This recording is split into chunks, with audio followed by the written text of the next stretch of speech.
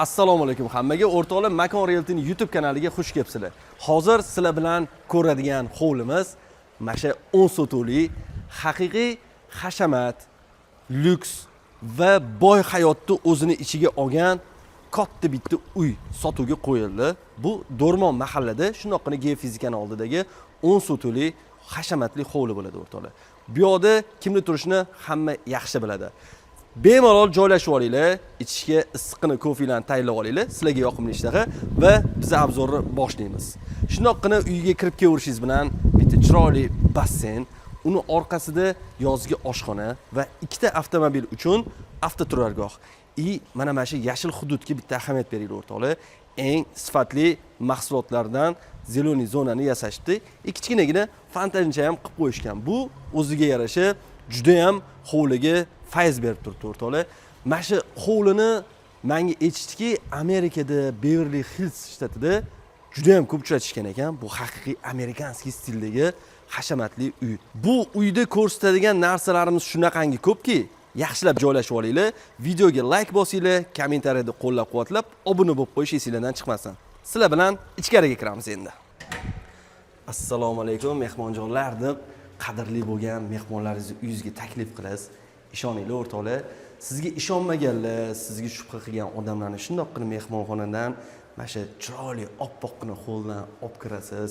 Imamatda o'sha qimmatli mehmonlaringizni qimmatbaho kiyimlarini shuni mana shu garderobga kiyimlarni ilib qo'yib, shundoqqina zalga taklif qilasiz o'rtoqlar. Ishoninglar, sizga ishonmaganlar o'sha yerda aniq uyalib qolishadi. Qani marhamat kelinglar. Bu uyimizda umumiy ikkita hol mavjud. Birinchisi mehmonlaringiz uchun katta bitta zal qilishgan o'rtoqlar. Dizayniga shunchaki tasanno qoyil qolmasdan iloji yo'q. Men bu lyustrani ko'p joyda ko'rmaganman. Nima deb o'ylaysizlar? Mana shu lyustrani narxini biladiganlar bormi? Kommentariyada yozib ketinglar. Shundoqqina bu yerda mehmonlaringiz bilan dam olib o'tirganingizdan keyin mabodo qanaqadir mehmonlaringiz sizni uyingizda mehmon bo'lib qolishmoqchi bo'lsa, ular uchun alohida yotoqxona ham mavjud o'rtoqlar. Juda ham katta, keng, yorug', oppoq rangda ishlatilgani bu uyni yanada keng va chiroyli qilib ochib beryapti. O'zini alohida yuvinish xonasi ham bor ekan o'rtoqlar. Yuvinish xonasini men ko'rib, to'g'risi juda ham maza qildim. Ishlatilgan keramik granitlar, ishlatilgan santexnikalari hammasi haqiqiy lyuks hayotga moslashtirib qilindi. Shunchaki gap yo'q. Endi sizlar bilan keyingi xonalarni ko'rib chiqamiz. O'rtoqlar, bu uyimizda har bitta xonada yuvinish xonasi bor. Bu mehmonlar uchun qo'l yuvib kiradigan hojatxona. Ranglariga bitta ahamiyat beringlar o'rtoqlar. Mana bu xakiy rangda ishlatilgan kafillar va mana bardoviy svet juda ham chiroyli vid berib turibdi. To'g'risi, men bunaqa dizayndagi, bunaqa resheniyadagi sanuzlarni juda ham kamdan kam ko'rganman. Mana uyga kirib kelishingiz bilan bu plasmas emas, bu haqiqiy gul ekan o'rtoqlar, atirgul. Hidi uyni prosta shunaqangi shirin hid chiqarib qo'yibdi. Hattoki mashinga ham ahamiyat berishdi o'rtoqlar. Endi sizlar bilan eng zo'r joyga yetib keldik. Qani marhamat. Bu zalimiz esa oilaviy har doim o'tirib dam oladigan joy ekan o'rtoqlar. Nima deysizlar? Dizayni qanchalik zo'r chiqqan. Bitta narsaga ahamiyat berishinglarni xohlardim. Juda ko'pchilikda hozir juda ko'p uylarda искусственный kamin moda bo'ldi. Lekin ukamiz bu yoqqa haqiqiy kamin uchun joy qilib qo'yibdilar. Bu uyni remont qilgan, bu uyni qurgan odamni fokusi shu darajada balon ekanki, nimagaligini tushundim. Shunda bu yerda har doim dam olib o'tiradigan zal eshigini shunday ochsanglar, o'zlari uchun alohida kutubxona qilibdilar o'rtoqlar. Сдержанный to'q bardoviy svetlardan ranglarni bo'yab, mamutga kitoblar uchun javonlarni qilib qo'yibdilar. Bu kutubxonada bo'ladigan kitoblarni o'qiydigan bo'lsangiz, siz ham mana shunaqa hashamatli uylarni quradigan inson bo'lasiz. Prosta gap yo'q. Endi sizlar bilan ko'radigan joyimiz ayollarimiz eng yaxshi ko'radigan va erkaklarimizni har doim qorni to'q bo'ladigan oshxona. Men bu oshxona haqida ortiqcha ta'rifga hojat yo'q oshxonalardan biri deb hisoblayman. Oshxonaga kirib kelar ekansiz, bitta chiroyli, katta astrovok, bitta haqiqiy marmar tosh ishlatishibdi va miniaturniy bo'lgan bunaqa podsvetkalari oshxonani vidiga o'zgacha vid berib turibdi. O'rtoqlar, bu oshxona haqida ko'p gapirish shart emas, chunki bu oshxona bir ko'rinishdayoq muhabbat qo'yiladigan oshxonalardan biri hisoblanadi. Chunki ishlatilgan mebellar, ranglar hammasi bir-biriga idealniy sachlanib bo'libdi. Men prosta qoyil qoldim. Xolodilnikni ham zo'r qilib bekitishibdi. Gap yo'q. Bu yoqda ayolingiz shirindan shakar ovqatlarni qilib berib, 8 kishilik stol-ustulda oilaviy maza qilib taomlanib o'tirsanglar bo'ladi. O'rtoqlar, oshxonamiz sizlarga yoqdimi? Kommentariyada fikringizni bildirib ketish esingizdan chiqmasin. Video yoqayotgan bo'lsa, uyimiz yoqayotgan bo'lsa, bizga obuna bo'lib, qo'llab-quvvatlab turasizlar. Endi sizlar bilan bitta spa zona haqida qisqacha gaplashmoqchiman. Bu spa zona haqida men sizga qisqacha tushuntirib bermoqchiman. Bu stilni biladiganlar bormi? Kommentariyada yozib ketinglar. Katta bitta jakuzi, suv to'ldirib qo'yasiz va bu yerda dam olib o'tirish uchun zona. Bu yoqqa televizor qo'yib qo'yasiz. Mana bu oddiy narsa, misol uchun mana shu narsa, lekin uyga dizayniga prosta gap yo'q. Endi sizlar bilan bu yerdagi xonani ham birma-bir ko'rib chiqamiz. Bu yerda kiyim almashtirish uchun xona bor ekan.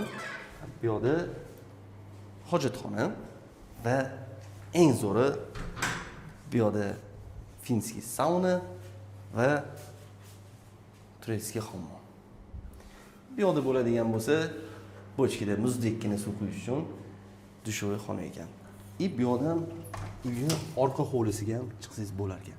O'rtoqlar, birinchi qavatdan tepaga ko'tarilar ekanmiz. Menga mana shu zinapoya juda ham yoqdi. Menga bu chet eldagi mehmonxonalarni eslatyapti. Haqiqiy Yevropani vibe'ini berib turadigan mana shu oddiy zinadan tushunish mumkinki, bu uyimiz haqiqiy luxury stilda qurilgan deb bemalol ayta olamiz. Mana shu banka stilidagi deydimi? Mana shu lyustraga ham ahamiyat beraylik. Dizaynerlarimiz haqiqatan ham harakat qilishibdi. Ikkinchi qavatga ko'tarilar ekanmiz. O'rtoqlar, bu ikkinchi qavatimizda asosan yotoqxonalar mavjud. Birinchi o'ng qo'ldagi yotoqxonamizni ko'rishingiz mumkin. Har bitta yotoqxona o'zini sanuzuli va bunaqa neobichniy bo'lgan lyustralari bilan ajralib turadi. Bu yerda katta garderobning uchun joy qoldirishgan. Mana sanuzulga bitta ahamiyat berishini xohlardim. Er-xotin hech qachon bu sanuzulda urushib qolishmaydi, talashib qolishmaydi, chunki alohida vanna, alohida dush va yuvinish uchun ikkita rakina bor. Mana shu keramik juda ham menga yoqdi. Rangi ramka, qora ramkali oynalar videoga o'ziga yarasha videoga qo'shib turibdi. Bu yoqni ham lyustrasiga bitta ahamiyat beraylik. Endi bu xonadan chiqamiz va to'g'ridagi eshikni ochamiz. Bu yoqda ham bitta bolalar uchun yotoqxona, o'zini yuvinish xonasi bilan birga. Yuvinish xonasi ham bolalar uchun moslab turib, juda ham neobichniy keramik granitlardan foydalanishibdi. Menga eng yoqqan yotoqxona menga mashi bo'ldi, chunki uyga kirib kelar ekansiz, kravatning orqasida chiroyli bitta mana bunaqa devor bilan ichkaridagi garderobni alohida qilib ajratishibdi. Katta garderob, katta oyna, ayollarimiz, opalarimiz, singillarimiz yaxshi ko'rgan joy hisoblanadi bu. Va bu yotoqxonamiz ham o'zini yuvinish xonasi mavjud. Va bu yuvinish xonasi ham boshqa yuvinish xonalaridan umuman farq qiladi. Hattoki mebellarigacha, mana bu rakvinaning toshlarigacha ham farq qiladi. Umuman bu yerda o'xshashlikni ko'rmaysiz bu uyda. Oxirgi xonamiz bolalar uchun yotoqxona. Bolalar uchun yotoqxonamiz juda ham keng, chiroyli va bolalarimiz uchun barcha qulayliklar mavjud. Katta shkaf, ikkita kravat va oy effektini berib turadigan brala. Lyustralarga ham bitta o'zingizlar alohida ahamiyat berib qo'yinglar. Dars qilish uchun ham ikkita farzandingizga katta bitta stol qo'yishgan.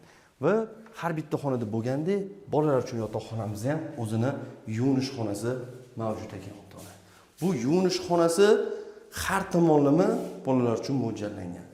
Bu uyimizda yuvinish xonalarining barchasini ko'rdinglar. Sizlarga qaysi biri yoqdi? Kommentariyada yozib qoldiringlar va bu uyimiz haqida bo'lgan fikringizni ham kommentariyada yozib, videoga like bosib, bizga obuna bo'lishingiz chiqmasa. Biz davom etamiz. Uyimizning podval qismida barcha kerakli narsalar bor. Umumiy maydoni 235 kvadrat metr. Kinoteatr deysizmi, bolalar uchun o'yingoh deysizmi, kir yuvish xonasi deysizmi, hattoki kotelniy, bu yoqda o'zini elektronika saqlanadigan joylari, bolalar uchun o'yingoh, hamma narsa bor o'rtoqlar. Mana shu oddiy podvalning o'zida 6 ta yoki 7 ta eshik sanadi. Podval o'zi shunchalik katta, uyimiz qanchalik kattaligini shu yerdan ham bilsanglar bo'ladi o'rtoqlar. Uyni ko'rdinglar o'rtoqlar. Bu nafaqat Toshkentda, balki O'zbekistonda yagona bo'lgan bu uyimizni narxini nech pul deb o'ylaysizlar? Kommentariyada o'zingizlar narxini taxmin qilib ko'ringlar. Men sizlarga aytaman, bu uyimizning narxini naqd 3 million dollar so'ralyapti. Yana kelishadigan joyi bor. O'rtoqlar, agar sizlarga uyimiz yoqqan bo'lsa, hashamatli uyga qidirayotgan yaqinlaringizga yuborib qo'ying, bizga obuna bo'ling, like bosib, kommentariyada fikringizni yozib, bizani qo'llab-quvvatlab turasizlar degan umiddamiz. Uyni ko'rmoqchimisizlar? Bizga aloqaga chiqinglar va uyni shaxsan o'zim ko'rsataman. Bundan da qiziq kontentlarni o'tkazib yormaslik uchun bizani kuzatishda davom etinglar. Hammaga rahmat.